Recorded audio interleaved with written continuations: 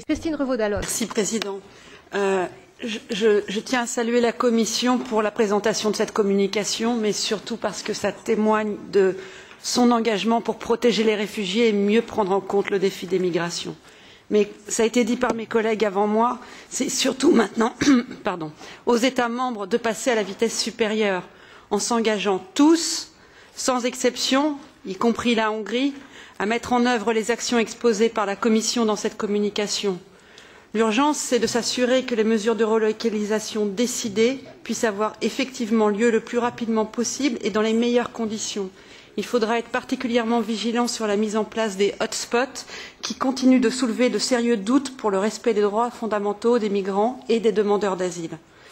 Cette communication rappelle aussi la nécessité de mobiliser plus de financement pour aider à la gestion de cette crise humanitaire. Cela passe par davantage de soutien au Haut Commissariat pour les réfugiés et au Programme alimentaire mondial. Par ailleurs, il est essentiel que le Fonds régional de l'Union européenne pour la Syrie et le Fonds fiduciaire pour l'Afrique soient considérablement renforcés. Mais toutes ces mesures ne pourront être efficaces et n'avoir de sens que si tous les États membres prennent leur part de responsabilité en adoptant une réponse forte et unie à la hauteur des défis. Et tant que cela ne sera pas une évidence pour tous les États membres, nous ne cesserons de le marteler.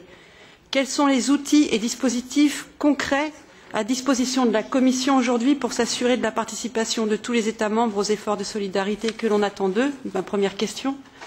Comment vérifier qu'ils respectent les décisions et les engagements pris? Deuxième question. Comment pousser davantage d'États membres à contribuer au Fonds fiduciaire pour l'Afrique, au-delà de la France et de l'Espagne? Troisième question. Et enfin, comment être sûr que les États qui se sont opposés à la relocalisation accueilleront réellement les personnes qu'ils se doivent de recevoir? Merci.